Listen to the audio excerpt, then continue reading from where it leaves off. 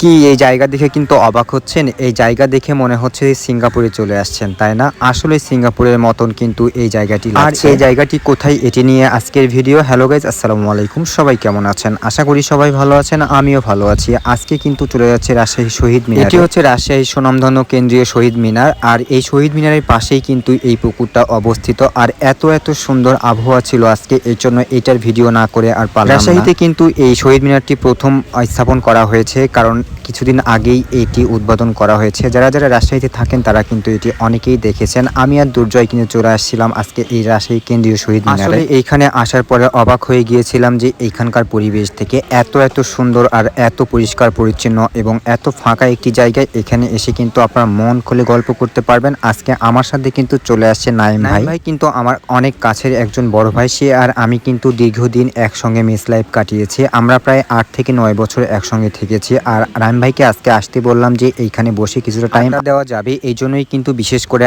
আসা। আর আকাশটা দেখে আজকে এত ভালো লাগছিল যে আকাশ পুরোটাই নীল হয়ে আছে। কয়েকদিন থেকে কিন্তু আকাশটা এরকমই দেখাচ্ছে, কারণ রাজশাহীতে বৃষ্টিপাতের পরিমাণ খুবই কম, এর জন্য আকাশটা মেঘলা লাগছে, এর জন্য হয়তো নীল দেখাচ্ছে। কিন্তু রাজশাহী শহীদ মিনার অনেক সুন্দর লাগছে, দেখতেই পাচ্ছেন আপনারা।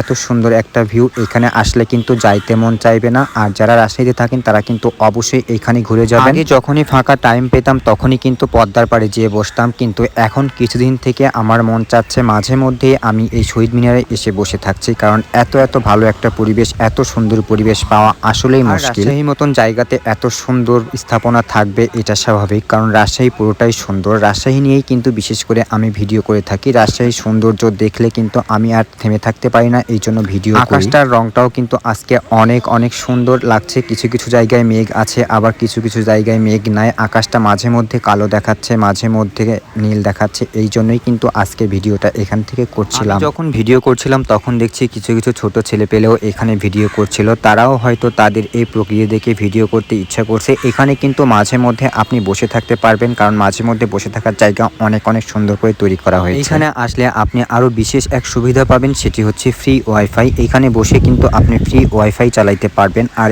এইখানে বসলে কিন্তু আপনার মন চাইবে যে কিছু সময় একটু মোবাইলে থাকি, এই জন্যই কিন্তু আপনাদেরকে ফ্রি ওয়াইফাই করে দেওয়া হয়েছে। এরপরে আমরা চলে আসলাম রাজশাহী সোনাদিঘির মোড়ে এসে দেখি দোকানপাট বসে তো একাকার। এখানে কিন্তু অনেক কম দামে কিন্তু আপনারা জিনিসপত্র কিনতে পারবেন। এই ওভারব্রিজগুলো কিন্তু আমার অনেক ভালো লাগে। আমি যখনই রাজশাহীতে ঘুরে বেড়াই তখনই কিন্তু এই ওভারব্রিজের ভিডিওগুলো আমি করে থাকি। আমি এক ভাইয়ের গিফট কর্নারে চলে আসলাম। ভাইয়ের এখানে কিন্তু অনেক গিফট জিনিস পাওয়া যায়, এই জন্যই কিন্তু এখানে আসা। নেক্সট ভিডিওতে কিন্তু এই ভাইয়ের গিফট কর্নার নিয়ে একটি ভিডিও করব। তো গাইস, সবাই ভালো থাকবেন, সুস্থ থাকবেন। আজকে এ পর্যন্তই। সবাই আমার জন্য দোয়া করবেন। আর আমাদের এই রাজশাহী শহীদ মিনারে কিন্তু ঘুরতে ভুলবেন না। যারা রাজশাহীতে থাকেন তারা কিন্তু আসবেন। আসসালামু আলাইকুম, সবার শুভ।